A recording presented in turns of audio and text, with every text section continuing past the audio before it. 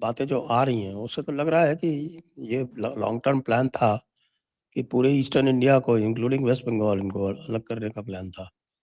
और जिस तरह से वो जमात इस्लामी वाला जो है, आप अगर देखें तो जिस तरह से जमात इस्लामी ने पूरे बांग्लादेश के बॉर्डर पे और ख़ास तौर से इधर ये जो इनका नॉर्थ 24 परगना और साउथ 24 परगना का जो पूरा बॉर्डर मुर्शिदाबाद वाला, उसमें पूरी एक लाइन से कोई 30-40 सीटें जीत रखी हैं।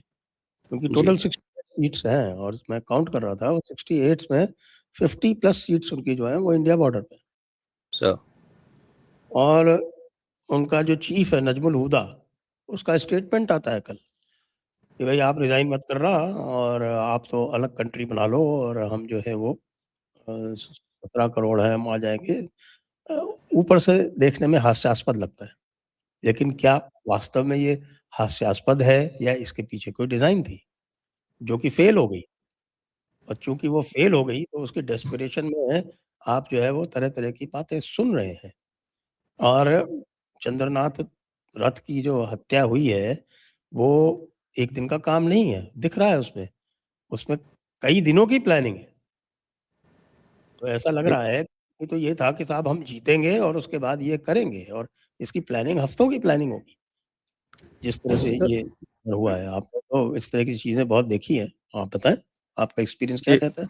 बिल्कुल सर, ये टारगेट लिस्ट जो बनती है लड़ाई में, जो सेनाएं बना के रखती हैं, हम्म, जैसे आज अगर ऑपरेशन सिंदूर की काइनेटिक फेज अगर शुरू होनी है तो हमारी टारगेट लिस्ट तैयार है, पाकिस्तानियों की भी तैयार होगी।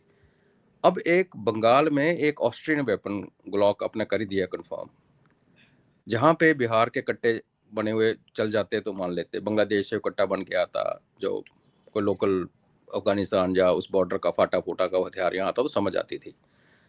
तो ये हथियार पहले तो they are not easily available sir, महंगे हैं। और फिर ऐसा भी नहीं है कि आपके पास ग्लॉक है तो आप किसी को जाके गोली मार दोगे।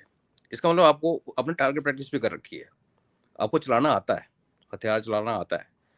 तो ये तैयारियां जो हैं सर, ये रातों रात, बिल्कुल आपने कहा कि ये नहीं, इन्होंने तो, आप ये इमेजिन कीजिए सर, अगर जीत जाते तो कितनी पिस्टल्स और निकलती और कितने लोगों को और मारा जाता। आज अभी हार का इतना इम्पैक्ट तो उनको हो गया कि भाई अब करेंगे तो मारे जाएंगे, कभी पंगा पड़ेगा।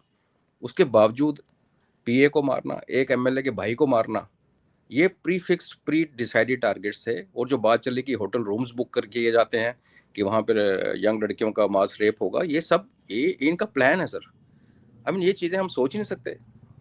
अब इसमें मैं किसको दोष दूं कि हमारा दिमाग इस तरफ जाता ही नहीं है। Poll violence, post poll violence, pre poll violence, आज तक जो हमने ट्रेडिशनली देखा वो था जी, बूथ लूट लिया, एक दूसरे के उस पर आपस में लड़ पड़े वर्कर्स। पर इस हद तक जाना सर, और हारने के बाद अब डेयर डेविल देखिए सर, कि जीतते तो हिंसा करते हैं, वो तो डाउट नहीं था, हारने के बाद भी अगर हिंसा कर रहे हैं तो इनका कॉन्फिडेंस वो कहाँ से आ रहा है सर? कौन इनके पीछे खड़ा है जो कह रहा है कि तुम हार के डजेंट मैटर, तुम चलाओ गोली, हम देखेंगे। तो इसका मतलब उनको जो एक हारने के बाद जो डर होना चाहिए था वही नहीं है। अगर ये जीत गए होते तो कहाँ की कहाँ बात पहुंचती। तो सर मैं यही कह रहा हूँ कि ये जो आप बांग्लादेश में जो उस टाइम का, इसको अगर देखें थोड़ा सा, इसको जिसको फौज में कहते हैं कि साइन पोस्ट करके देखें, तो क्या दिखता है सर? एक एमपी उनका बोलता है कि अगर जीत गई बीजेपी तो भैया सारे वापस आएंगे और हमारा फोर्स हम्म, एक्सोडस हम्म, होगा। हम्म, उनको एक हम्म, डर। दूसरा उनका जो फॉरेन मिनिस्टर कहता है मैं चाइना के पास जा रहा हूँ, तीसरा उसकी बात बाद में करते हैं। जबकि वाटर शेयरिंग अगर नहीं करेंगे तो हम चाइना के पास जाएंगे। वो चाइना क्या कर लेगा वो, चलो, इसलिए मैंने कहा था सिलीगुड़ी वाला थोड़ा सा बाद में डिस्कस करते हैं।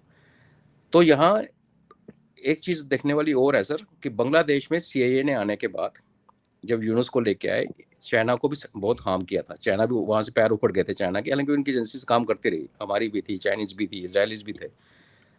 अभी लग रहा है मुझे एकदम से सर कि बांग्लादेश जो है वो चाइना की तरफ झुक रहा है। जो ये एक चेंज है, हो सकता है ये सिर्फ कॉस्मेटिक हो। हालांकि विजिट स्टार्ट होगी, आपस में आना जाना स्टार्ट हो गया। अभी विजिट इनकी पाकिस्तान के साथ भी हो रही है। पाकिस्तान का भी आज ये नकवी लेके जा रहा है 8-9 बंदों का एक हम्म, डेलीगेशन। हम्म। तो अगर नकवी हम ये को माने ट्रॉफी चोर। ट्रॉफी चोर। तो अब हम ये देखें सर कि चाइना बांग्लादेश में दोबारा आ गया है। बीच में लगा था कि सीआईए ने आके चाइना का गेम खराब की थी। अब हमें थोड़ा अलर्ट होना पड़ेगा कि China is coming back into Bangladesh, क्योंकि आएगा वो पाकिस्तान के थ्रू। सीआईए भी पाकिस्तान के थ्रू आया था सर, ये भी पाकिस्तान के थ्रू अगर नकवी वहाँ जा रहा है और उनका फॉरेन मिनिस्टर कह रहा है कि मैं चाइना के पास जाके बोलूँगा तीस्ता का पानी का करें, तो फिर ये है कि वो जो हमें घेरने की जो उनकी चाल है वो जारी है। लेकिन जैसे आपने कहा सर, वेस्ट बंगाल का जियोग्राफिकल लोकेशन ऐसा है और जिसमें वो कॉरिडोर भी है और वैसे भी जो कनेक्शन हमारे बाकी स्टेट्स के साथ है जो ईस्ट की तरफ है, बहुत ज़्यादा क्रूशियल था। किसी ने वो मुंह खोला और तब जेल में उसको जमानत नहीं मिली, क्योंकि लोग समझते हैं कि इसकी इम्प्लीकेशन क्या है। तो मैं ये तो नहीं कहूँगा कि थ्रेट खत्म हो गई है, बट मैं इतना कहूँगा कि एक बहुत बड़ा डिजास्टर होने से बच गया। ये चुनाव का जो रिजल्ट है एक तबाही से बचा के ले आया। अब हमें आगे हमने उस तबाही को मिटिगेट करना है, उसने उसको हमने काउंटर करना है कि रामपुर उसे छोड़ना है, वो भी आने वाले समय बताएगा। और ये टेस्ट है एक्चुअली सर। आज बहुत खुश हैं लोग, नाच रहे हैं, कूद रहे हैं, वो वायलेंस को छोड़ के भी अगर देखें तो ऐसे लोगों का फ्रस्ट्रेट होना भी बड़ा जल्दी हो जाता है सर, अगर आप ग्राउंड पे काम ना करें तो ग्राउंड पे काम वेस्ट बंगाल में सख्ती के साथ करना पड़ेगा सर। यहाँ वो भाईबंदी और खुश हम भूल गए इससे पहले क्या हुआ, उसको छोड़ जाओ, जो बीत गया, ऐसे नहीं होगा सर।